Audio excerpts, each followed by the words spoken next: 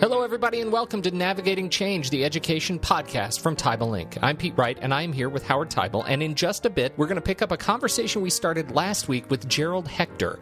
Gerald is VP for Finance and Administration at Ithaca College, and we started this conversation with the intent to talk with Gerald about the role of technology in institutions. But about halfway through, Gerald pivoted on us, and we started talking all about metaphor and the power of storytelling in getting your initiatives moving, and his dollars and cents meetings that have become so central in his mission at Ithaca. So we decided we're going to split it up. That's what we did. We split up the episode, and this week you get part 2 of that conversation. So head over to tybalinc.com to learn more about our work in education and subscribe to the show for free by joining our mailing list, and we'll keep you updated as we post new shows. For now, let's pick it up in progress. Here's me and Howard Tybal and the great Gerald Hector. The other thing I loved about how you told sort of the overarching story here is weaving in this idea of the importance of storytelling. And that storytelling fundamentally is a way of shepherding people through, this is why we need to do it, and engaging people in a conversation by making it real through storytelling. So say a little bit more about that. From a CBO perspective, what does it mean to you to weave storytelling into engaging folks in making decisions and bringing new ideas to the table? It's very important. Being an accountant, people say we are boring. So you have to find ways to let people not fall asleep. And what has worked for me well over the course of my career, not only in IT but elsewhere, is by using metaphors. Yes. Metaphors are the most powerful way to juxtapose two opposing points of view. And what I try to do through those metaphors, for example, is to reframe the discussion. So in reframing the discussion, rather than the questions coming at me and without any filters or without any feasibility studies, without any background data, I will then ask the question, how does this meet the mission? How does this address an emerging need? And what I usually do is I find a metaphor or story of some sort as a testimonial as to why something didn't work or why something worked. So once you have those two bookends, the discussion and the debate now takes place inside those two bookends rather than going out to these extremities that are just not going to happen. So I've used that fairly well in trying to get people to engage in discussion and dialogue. But as you know, sometimes on a college campus, not everyone wants to do that publicly.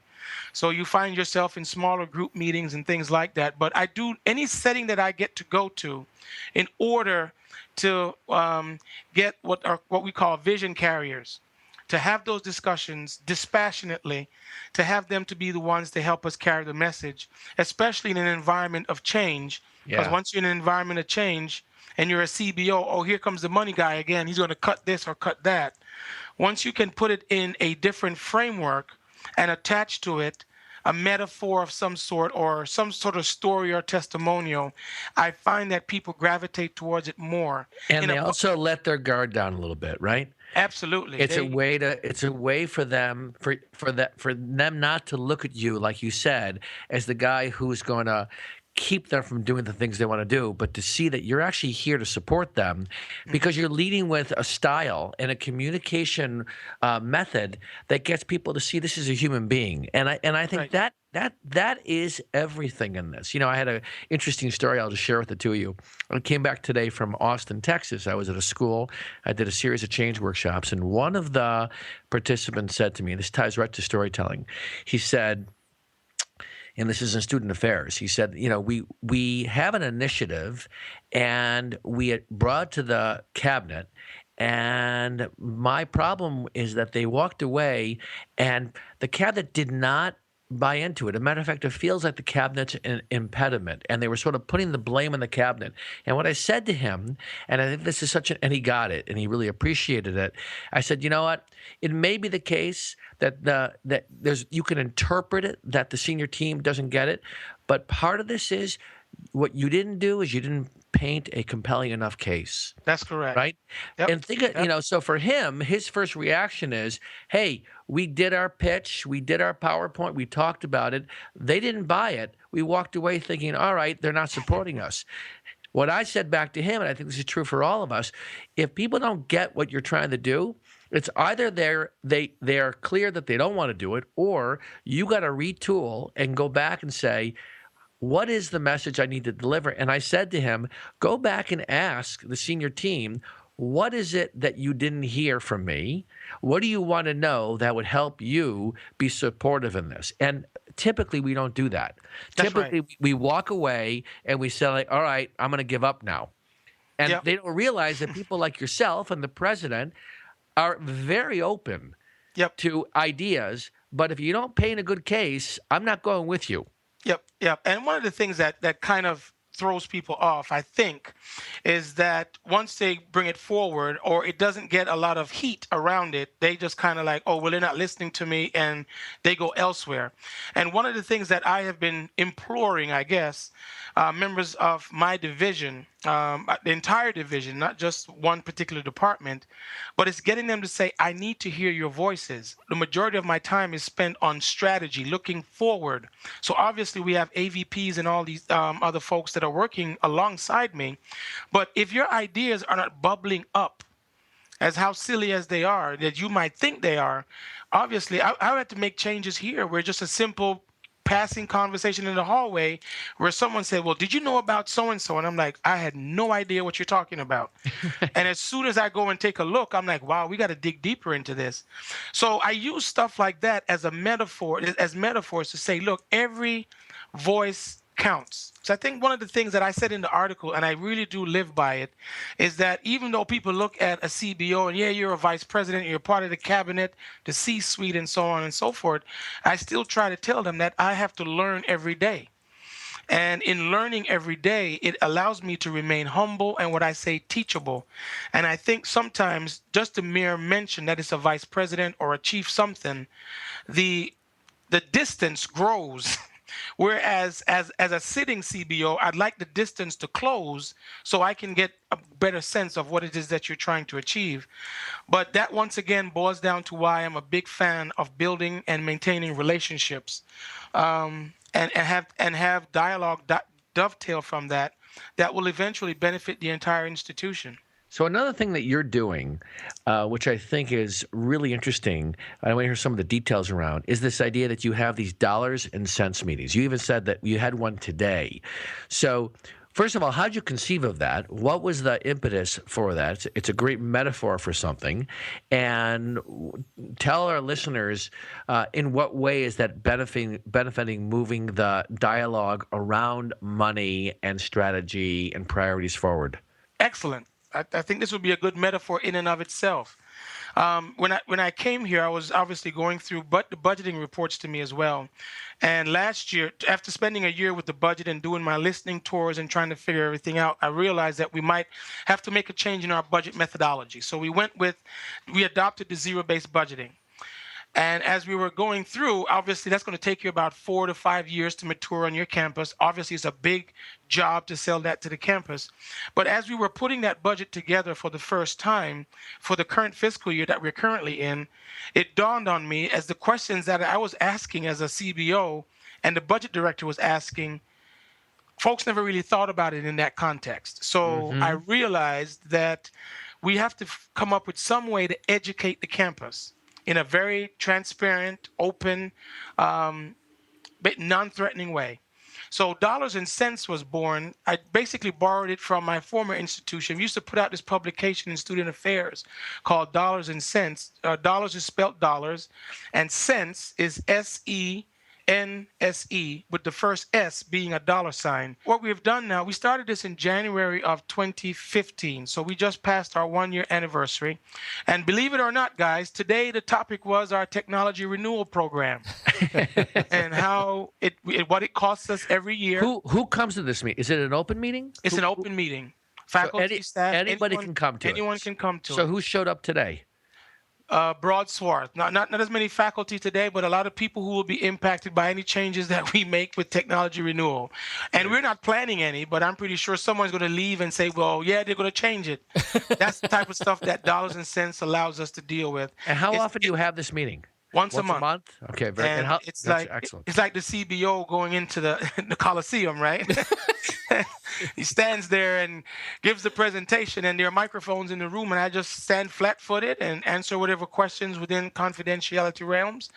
And we just go from there. And it's all about educating the campus, because not everyone is an accountant. Yeah. And in today's higher ed environment, when you start talking about things like net tuition revenue and tuition discounting, people's eyes just start glazing over. Glaze over. But Yeah. as you know, those are some of the very, very important things that have to be addressed in higher education today. So I walked the campus through all of those things. When we did our 5-year strategic plan for ITS, it was the first time we were doing it. They took an entire session to do that. We had another session where we rolled out our 10-year master plan, gave them a session on that. But at the end of each session, what I do is I stand there and talk about the financial performance of the college through that month. So they're not reading a piece of paper. They actually can question the CFO on our performance. So we do that every month. When we started out, it had 6 or 7 people. And when we had a big meeting, when we had the budget debriefing that was passed by the board, we were close to 150 people. So Gee, that's awesome. it's catching on. Have you ever seen the movie Multiplicity? No, I've not. You got to check this out, because you know where I'm going, Pete, right? Oh, yeah. Multiplicity is about this character that could not get anything done in his life he needed to, so he created a clone of himself, and he ended up with 6 clones, and it's a very funny story. But when I think about how much you're taking on, and I listen to how you talk about this, how much are you bringing? Trying to get others, and it's not just delegating, but being an example, and then getting others to take the lead on things. Because I am sure with both the way you communicate, your style, people are very comfortable having you out front. But one of your dilemmas is you got to be able to step back and allow other people to step forward. Otherwise, there's no way you're going to be able to get all this stuff done. Well, I'm glad It's got to be a dilemma. Isn't that a dilemma? It's a dilemma, but it's a dilemma that I solve by how I try to manage. I use with my group, I say to them, my biggest job is to try to work myself out of a job. And they don't get it. They're like, what are you talking about? I said, at the end of the day, as I am learning more and more, it has to be passed down in order for you to be able to come and step up. But one of the things that I also know very, very clearly is when people don't know stuff, they make stuff up. And in that type of environment, as a leader, you have to model what you are eventually wanting people to see. Yeah. So this year in my division, we have kind of adopted a mnemonic device. We call it OATE, O-A-T-E. And the O is for ownership, the A is for accountability, the T is for transparency, and the E is for empowerment. Really simple mnemonic device that you can simply pick up. You say, well, what is OATE?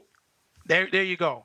So why did I come up with that? It was an idea that I jokingly talked about, but as I looked at how I'm shaping the division that I inherited, I've only been here 3 years, so I'm still working on that. But what I would like for folks to do is to see how, as a leader, I approached it, and eventually they will be the ones to be doing many of the things that I am doing.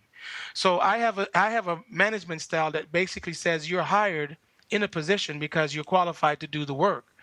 So what I need for you to do now is to partner with not only myself, but the entire campus to get the work done. And thus far, that shift is taking place in my division, and people are gravitating towards it. So eventually, nice. Howard, I will see myself, as you know, as a CBO, if we look at our jobs over the span of a year, 85% of it is all about strategy, 80 to 85% of it. So all these little things that I'm doing is really to get the foundation on which I plan to stand to be solid so it doesn't move. Well, just like you stole dollars and cents from your other institution, I'm taking notes. Now, I'm not all right. I'm not taking. I'm going to use it, though, and attribute it to that. I love the simplicity of that. Although I forgot, I got ownership, accountability, transparency. What was the E? Empowerment. See, I was, in my head, I was thinking empathy. But Empowerment And first. it's funny. I can't give you once again. Here's a metaphor. When I went to my divisional meeting and I shared it, I only had OAT. And in my divisional meeting, I was reminding everyone, look, guys, I want to hear from you. You guys have excellent ideas and so on and so forth. I go back to my office. One of my colleagues emailed me and said, you know what? OAT is great, but it's missing a letter. I said, what letter is that? The letter E for empowerment. I said, explain. Simply put, if there is not a sense that you can give someone ownership and you can give someone, someone can be transparent and accountable for what they do, but if they don't feel like they have a stake in the game into what's going forward, then, you can dampen someone's spirit or you could just basically discourage someone in a heartbeat. Yeah. So one of the things I try to encourage folks is that, you're on the front line and you're gonna take risks and whatever, but they have to be calculated risks. And if those risks are dovetailing towards something that's going to benefit the institution, then we'll pull alongside you. But what happens in our organizations is people just, I'm not in the C-suite, I'm not a manager, I'm not a director, so I'm just the low person on the totem on the pole, and I'm like, well, no, I'm trying to flip that. That's right. So I think the E for empowerment is important because you could actually say ownership is part of taking responsibility, but ownership is often sort of a way of thinking. Empowerment is a way of acting. That is correct. That's why I think that it's pointing to the behavior of implementing that. So here's the last thing I want to raise with you, and that is this question of as people are listening to this, and whether they're a CBO, whether they're aspire to move up to be in the C-suite or on the academic side, I think it's very clear the way you approach leadership and direction is by making sure you step back, you give enough time for reflection and engaging others. And if someone's listening to this and going, all right, how do I get started? So if I had to start somewhere, and I'll tell you what I was thinking as I read your article, I was thinking a simple way to start if you wanted to build a CBO-CIO partnership is you have your CBO and CIO read this article and then talk about it, right? Because then you could have your own anecdotes and directions to go. But if you were suggesting a step to take, if you want to get better and embrace some of the ideas you've talked about, what would you suggest would be a good first step? If I'm the CBO currently and I want to start, the first thing I'd say is get educated. Get educated on the issues that IT is facing in the current environment. I have no time. How can I get educated? I have no time. Well, I think if you're going to say in this day and age that you have no time for IT, you're going to have some challenges down the road. There you go. It's a choice. There's an old saying that I use with my team here sometimes. I say, what we need to avoid is the unqualified leading the unwilling into the unnecessary for no apparent reason. So if you are a CBO, you should never find yourself in a position where you're a jack of all trades and a master of none. Yeah. In today's environment, being a CBO, whether or not the CIO reports to you or not, information technology is going to be a large part of your spend on a prospective basis.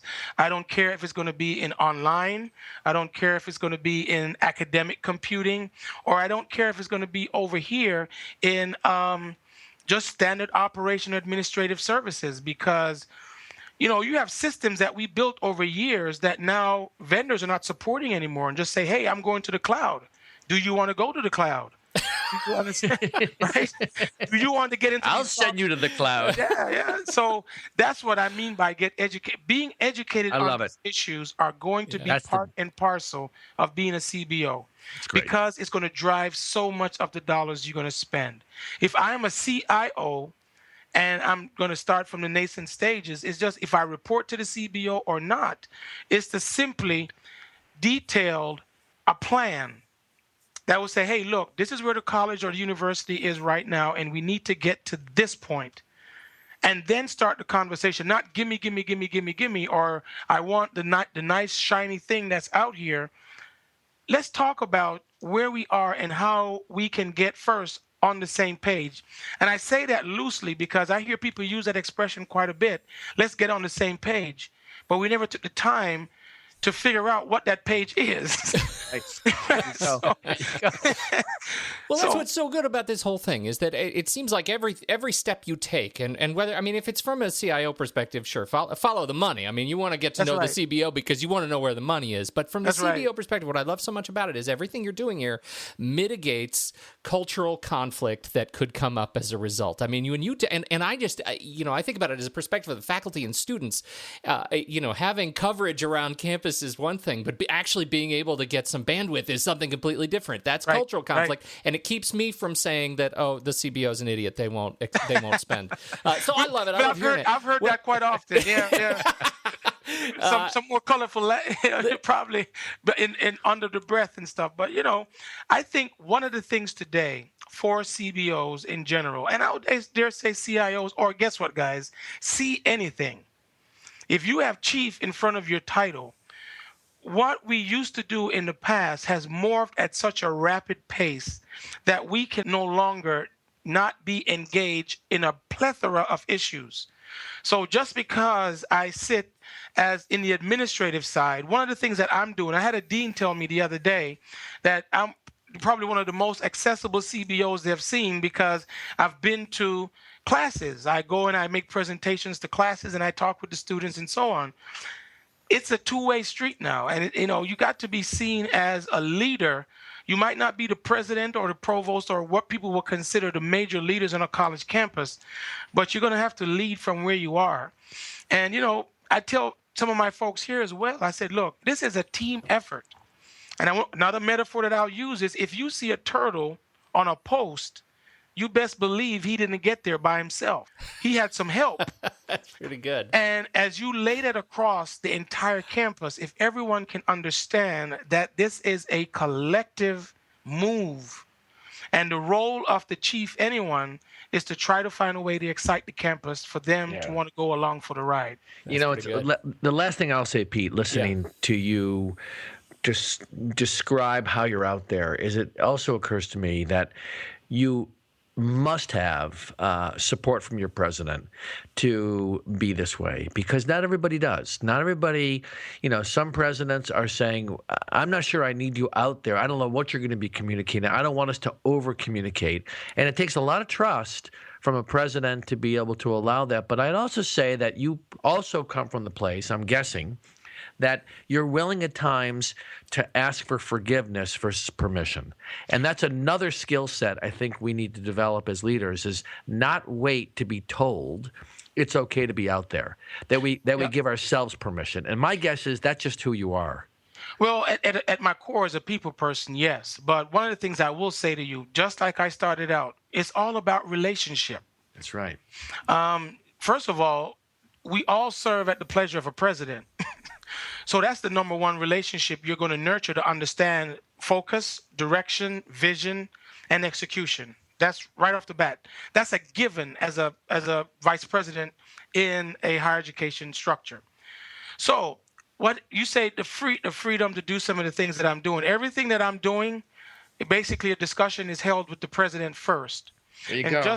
Just like how folks will bring. So your president has no surprises, right? Mm-hmm. No surprises. Exactly. No surprises. My president and I meet every 2 weeks and as necessary. And what we do is we go through a list. I have a list that's prepared. I send that ahead of time. We go in, we go down the list. He has things he wants me to focus on, directions, and we basically work that way. I mentioned in the article that the CIO and the CBO has to have a symbiotic relationship. I dare say, given the structure in organizations today, the whole issue around the Teal book that I mentioned about the frames in an organization, you have to touch all four of those frames in order to operate effectively inside a higher education institution today. And I dare say any organization. One of the biggest things, Howard and Pete, I think as CBOs that people don't talk about a lot is that we're going to also have to start learning the proclivities of different generations that are coming.